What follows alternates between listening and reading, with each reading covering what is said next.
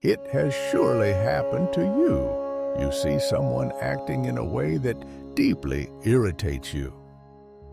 Maybe it's their arrogance, their laziness, their messiness, and you can't help but judge them internally, feeling that wave of rejection or superiority.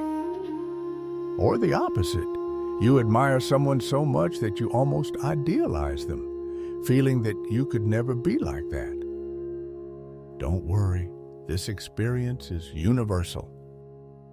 We spend much of our lives reacting to what we see in others, projecting our own light and shadows without realizing it. But what if I told you that this intense reaction, this judgment or idealization, actually says less about the other person and more about yourself? This is the essence of the so-called law of the mirror, a powerful and often uncomfortable idea suggesting that what stirs us up in the external world is a reflection of our own inner world.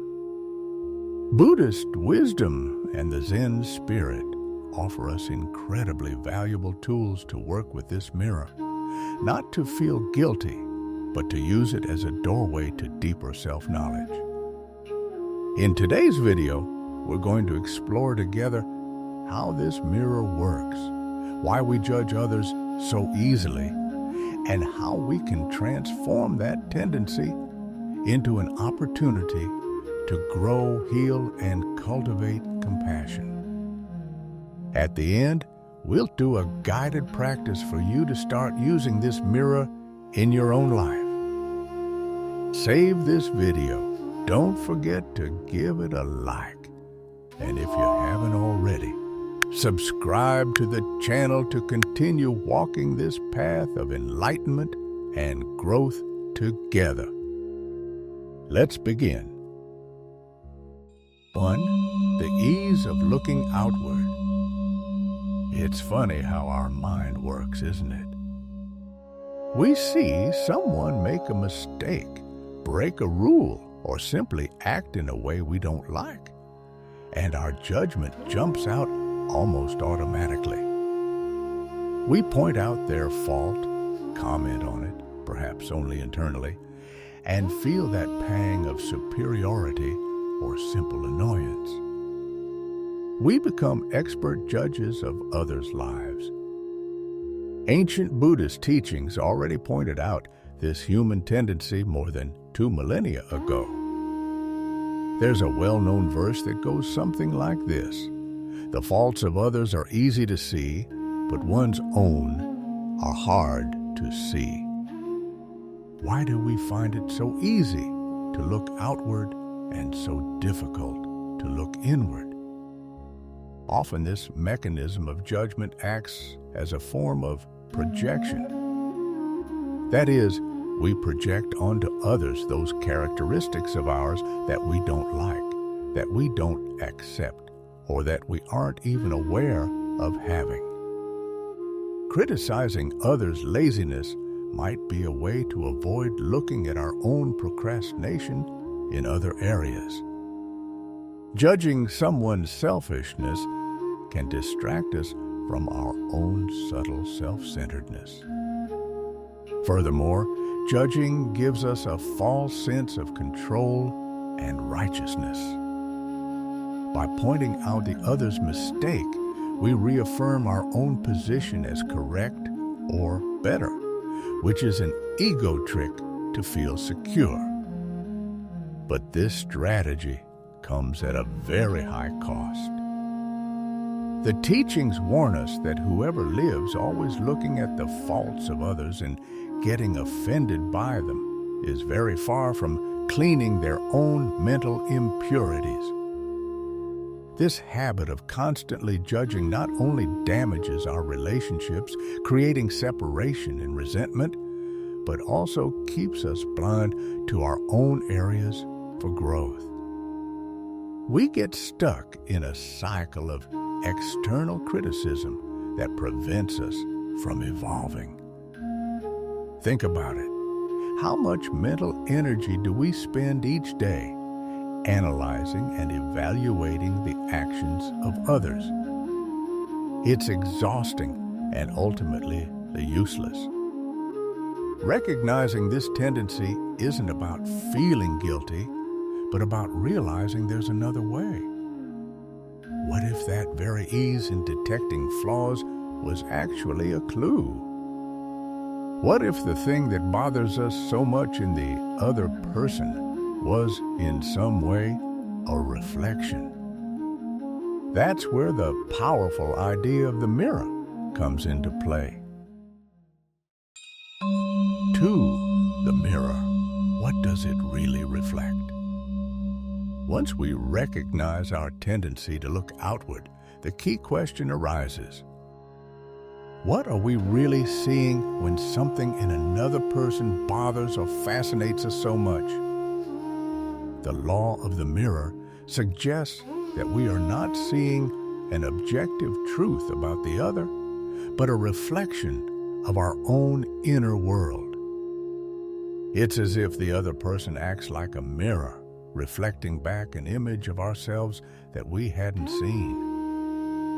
The spirit of Zen philosophy, with its emphasis on non-duality, the idea that the separation between I and the other is ultimately an illusion, and honest self-inquiry invites us to explore this possibility.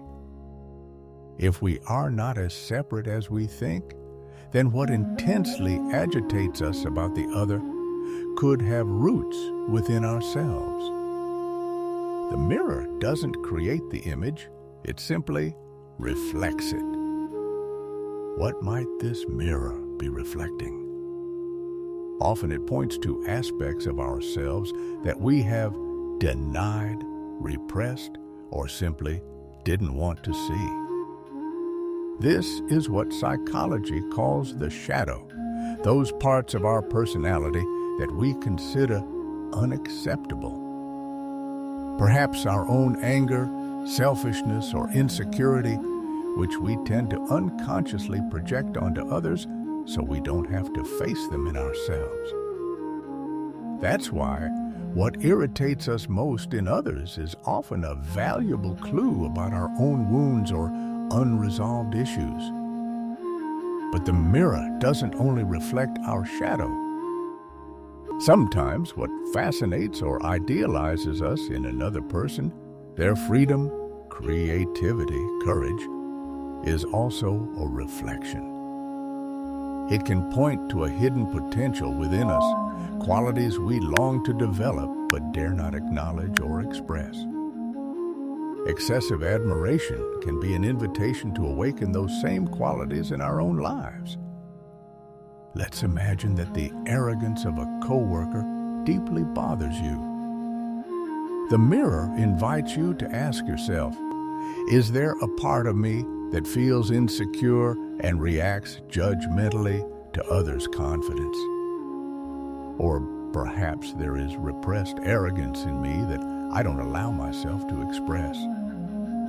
Or if you intensely admire a friend's spontaneity, what does that tell you about your own longing to let go of control and be freer? Understanding this doesn't mean the other person doesn't actually have those characteristics, nor does it justify harmful behaviors. It means that our intense emotional reaction is the key. It is that emotional charge that indicates the mirror is active, showing us something valuable about our own inner landscape.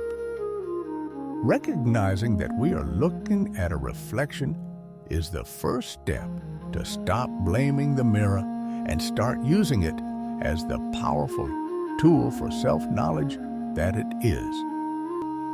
But how can we learn to look into this mirror without wanting to break it or run away? 3. The tool, observing the reaction. Understanding the idea of the mirror intellectually is one thing, but applying it in the heat of the moment when we feel truly irritated or hurt by someone's action is quite another.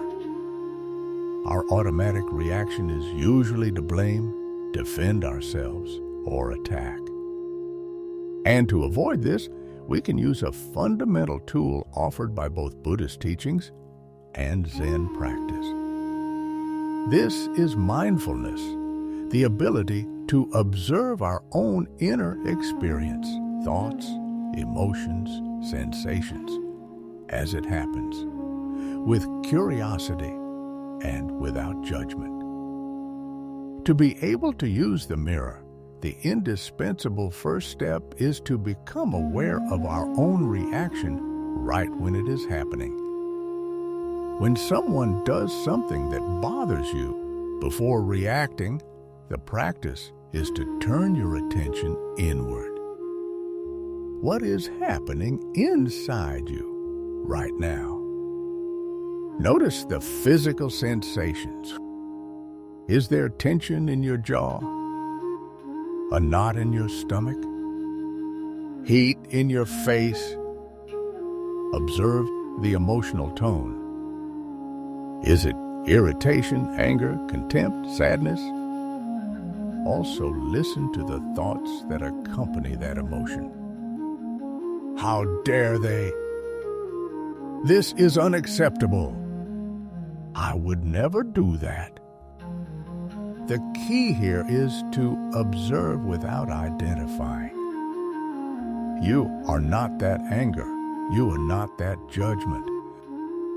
You are the awareness that notices the anger and judgment have appeared. Ancient teachings invite us to recognize the mind affected by hatred or ill will simply as a passing mental state, like a cloud in the sky. It's crucial to understand that the initial goal is not to stop judging. Judgment will likely appear automatically, as it is a deeply ingrained habit. The first goal is simply to be aware that you are judging. It's turning on a small light of attention in the midst of the automatic reaction. This conscious pause, this act of self-observation, creates vital space. It's the space between the stimulus, the other person's action, and your response, your judgment and emotion. In that space, however brief, lies your freedom. You are no longer a puppet of your reactions. You become an interested observer. And it is precisely in that space that you can begin to use the mirror constructively. Instead of projecting all your energy outward, blaming the other, you can start asking yourself with curiosity, what is this touching in me?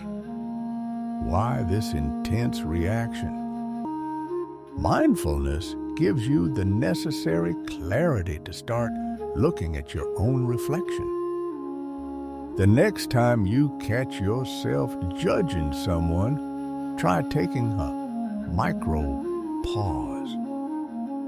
Take one deep breath and simply notice how that judgment feels in your body and mind. Without blaming yourself for it, just noticing it, that is the training. You have now learned to see the reflection, but what do we do with that image once we have seen it? How can we use it to grow? 4. The transformation. From judgment to compassion. So far, we have learned to use mindfulness to pause and observe our judgmental reactions. We have begun to glimpse that perhaps, just perhaps, that intense reaction is showing us a reflection of something within ourselves. But this discovery can be uncomfortable, even painful. What do we do now with that image in the mirror? Do we fall into self-criticism for having that shadow? Or do we continue blaming the other person for showing it? This is where Buddhist wisdom offers a radically transformative answer: compassion, or more precisely, metta, loving kindness. Once we have used mindfulness to see the reflection, the wise response is not more judgment, neither towards ourselves nor towards the other, but to open the heart. The goal is not to fight what we see, but to use it to grow. The teachings on metta invite us to cultivate a boundless heart, free from enmity and ill will, extended towards all beings without exception. This includes both the person who serves as our mirror and, fundamentally, ourselves. One of the most powerful metaphors encourages us to protect ourselves with the same unconditional tenderness with which a mother would protect her only child. How do we apply this in practice? When the mirror shows you a difficult aspect of yourself, your impatience reflected in someone else's slowness, your insecurity reflected in another's arrogance, the first move is to offer metta to yourself. Instead of punishing yourself, you can say to yourself internally, with kindness, "I see this difficulty in me. May I accept it. May I learn from it. May I be at peace." You acknowledge the shadow, but you embrace it with compassion. The second move is to direct metta towards the person who serves as your mirror. Remember that this person, just like you, also seeks happiness and tries to avoid suffering, often from their own confusion or pain. You can direct thoughts to them like, "May you be well. May you be free from suffering. May you find peace." This doesn't mean approving of their behavior if it was harmful, but letting go of the burden of resentment and recognizing your shared humanity. This dual movement of loving kindness towards yourself and towards the other is what transforms the energy. Judgment creates separation, conflict, and suffering. Compassion creates connection, understanding, and liberation. You are no longer fighting against the reflection or the mirror. You are using the information that comes to you to cultivate wisdom and a bigger heart. Thus, the law of the mirror ceases to be an uncomfortable trap and becomes a path of growth. Every person who triggers you, every judgment that arises, transforms into a precious opportunity to know yourself better, heal your wounds, and respond to the world not from reactivity, but from a place of greater calm, clarity, and kindness. Now that we have explored the theory, I invite you to a brief self-reflection practice so you can start using the law of the mirror as a personal tattoo tool. You don't need to close your eyes or be in a special place. Just give yourself a few minutes of honesty and inner calm. Bring to mind a person whose actions or way of being provoke an intense reaction in you regularly. It could be someone who irritates you, someone you judge, or someone you idealize. Choose a person whose reflection you feel stirs something inside you. Once you have them in mind, take a moment to observe your internal reaction. What specific thoughts arise about this person? What emotions predominate? Anger, contempt, envy, longing? And where do you feel that emotion in your body? Perhaps tension in the chest, jaw, or a feeling of emptiness? Simply notice what appears without judging yourself for it. Now, with that awareness of your reaction, ask yourself with sincere curiosity,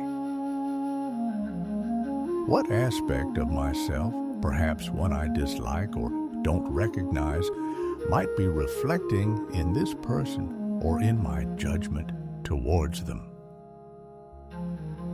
Is there something in their behavior or in what I perceive that resonates with a hidden part of my own experience, my fears, my unexpressed desires?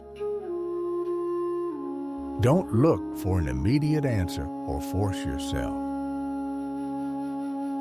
Just ask the question with openness. What does this reaction teach you about your own unmet needs, insecurities, or perhaps dormant potentials? Could it be that the arrogance that bothers you so much touches your own lack of confidence? Or that the freedom you admire reflects your own longing to let go of control? Let the answers, if they arise, do so gently. Finally, regardless of what you may have glimpsed, practice transformation through compassion. First, direct metta to yourself for this difficulty, for having this reaction or this shadow. You can say to yourself internally, may I accept myself with kindness. May I learn from this. May I be at peace. And then direct metta towards the person who served as your mirror. Recognizing your shared humanity, you can wish them, may you be free from suffering. May you find happiness and peace. Feel how this dual compassion softens the harshness of judgment. This practice is not about finding fault, but about finding freedom. You can return to it whenever you feel a strong reaction toward someone. Every mirror is an opportunity. We have explored together the uncomfortable yet powerful law of the mirror. And now, so you can take away its key points clearly, let's recall step-by-step the path we have walked.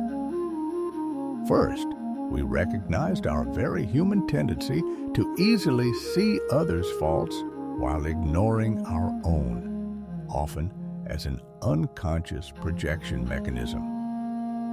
Second, we understood that this strong reaction, judgment, or idealization towards another person functions as a mirror, reflecting unrecognized aspects of ourselves, such as our shadows or hidden potentials. Third, we discovered that mindfulness is the essential tool to be able to look into that mirror. Observing our own internal reaction without judgment is the key step to creating peace and freedom. And fourth, we learned that the transformative response to what we see in the mirror is not more judgment, but compassion, metta. Offering kindness towards ourselves and towards the other person is what turns the reflection into an opportunity for growth. Using the mirror in this way is a direct path towards self-knowledge and more authentic relationships. thank you from the bottom of my heart for joining me today.